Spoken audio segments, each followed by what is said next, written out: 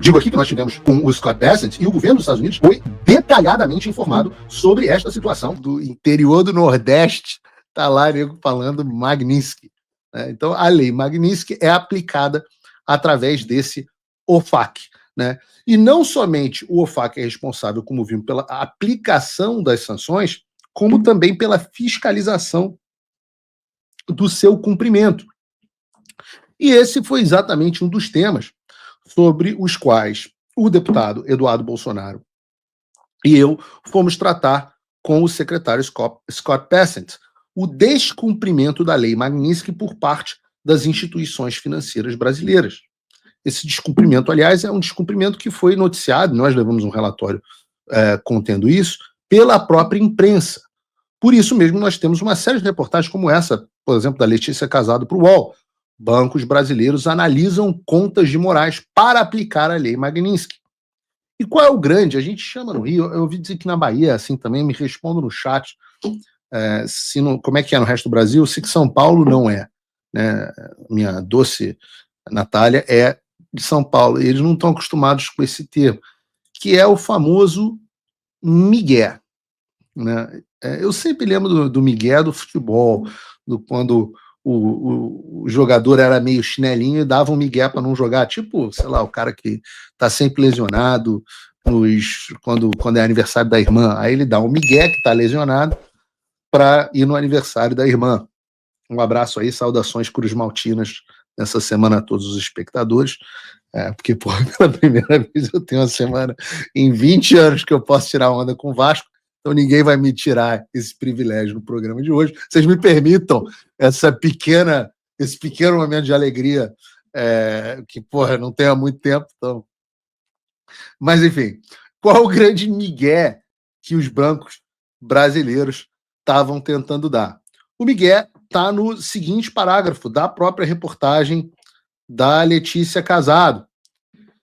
Abre aspas, existe consenso entre os especialistas de que o indivíduo sancionado não pode comprar e vender dólar nem aplicar em nenhum produto de investimento que tenha qualquer conexão com o mercado norte-americano. Mas sobram dúvidas no que diz respeito a outros tipos de operação e às penalidades para os bancos que não cooperarem. Vejam o que os bancos brasileiros vinham tentando fazer, era bloquear só alguns tipos de operação para o Alexandre. Essas eram operações de compra e venda de dólar, investimento em ativo estrangeiro e etc. Mas eles não estão e não estavam bloqueando as demais operações bancárias. E aí surge a dúvida sobre esse assunto.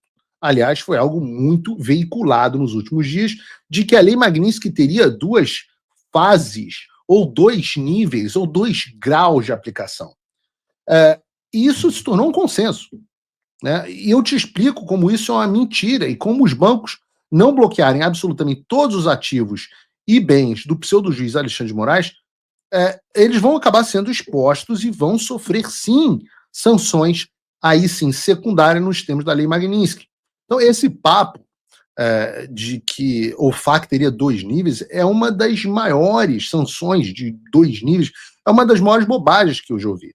Né? E nas reuniões que nós tivemos, inclusive dentro do Departamento do Tesouro, eu apresentei essa visão aos membros do Departamento do Tesouro, falando, olha, está saindo em todos os jornais que tem 2 níveis de sanção, eu li absolutamente todo o código de sanções do governo americano e cheguei à conclusão de que não existe esse negócio. Eu queria perguntar a vocês se existe. Eu gastei bastante tempo estudando esse assunto, livro, foi leitura de código, foi bastante tempo lidando com as pessoas, aprendendo com advogados especialistas como é que se lida com isso, e eu descobri que não existe. A lista de Specially Designated Nationals, que é a lista SDN, ela é binária. Ou você está na lista SDN, ou você não está. O que significa que qualquer... E, aliás, só para deixar muito claro, o Alexandre de Moraes está. O que significa que qualquer banco ou empresa global séria vai tratar o nome dele da mesma forma como trata, por exemplo, oligarcas russos, narcotraficantes mexicanos, terroristas iranianos, violadores de direitos humanos chineses e por aí vai. O que eu acho que poderia estar gerando uma confusão em certas pessoas é a diferença entre as sanções primárias e as sanções secundárias. E é muito fácil você entender, a tia Maricota pode ensinar para você na escola. A sanção primária é aquela que atinge diretamente o indivíduo designado. Então, por exemplo, o Alexandre de Moraes, os bens dele são bloqueados, os cidadãos ou entidades americanas não podem se envolver em nenhum tipo de transação com ele, e é isso. É o caso do Alexandre de Moraes.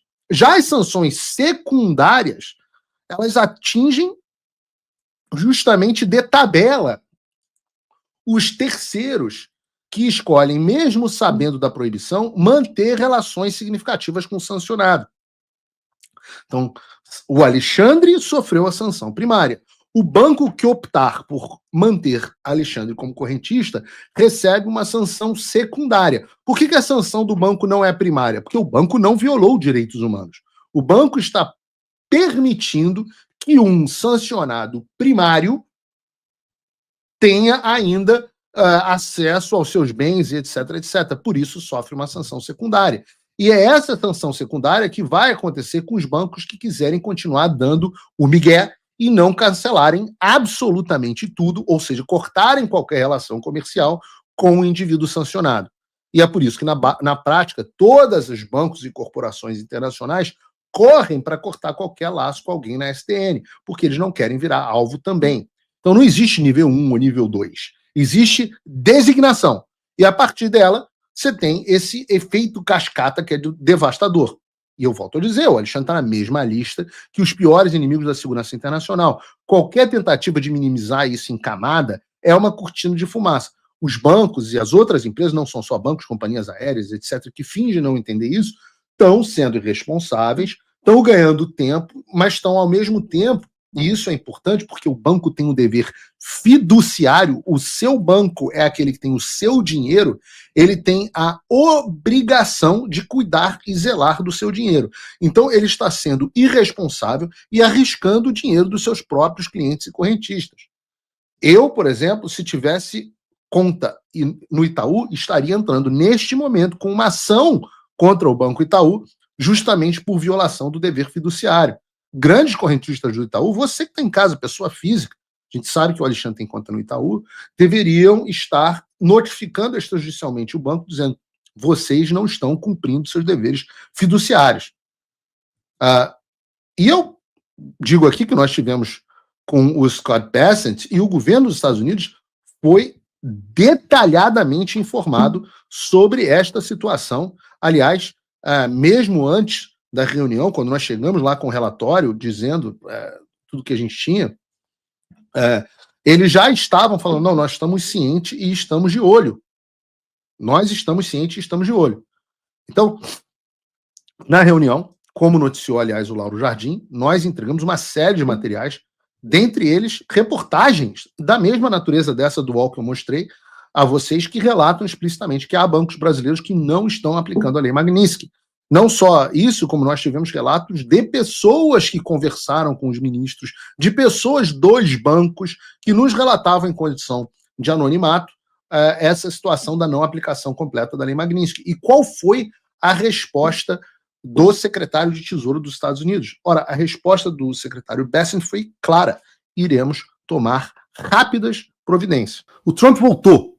Isso já deve ter tirado um peso das suas costas. Mas e o Brasil? O nosso país continua atolado e achar que só a vitória do Trump vai resolver tudo é ilusão. Nada vai mudar sozinho. E pode ter certeza de uma coisa: ficar xingando muito nas redes sociais não vai fazer diferença nenhuma. Você vai continuar esperando alguém fazer alguma coisa por você? Um político? Um salvador da pátria? Esquece. Se ninguém tomar uma atitude, nada acontece. Eu estou fazendo a minha parte. Eu parei a minha vida por isso. Mas, se você quer saber como pode ajudar sem precisar largar tudo, a resposta é simples: apoiando quem está na linha de frente. Sem esse apoio, sem essa linha de suprimento, esse trabalho morre. Sem estrutura, ninguém avança. Então acessa www.paulofigueiredoshow.com/apoie e com $5 por mês você pode fazer parte disso. Se puder mais, eu recomendo, seja um patrono Gold. participe ativamente no grupo que me ajuda a pautar esse debate. O que vai definir o futuro é quem faz e não quem reclama. A escolha é sua.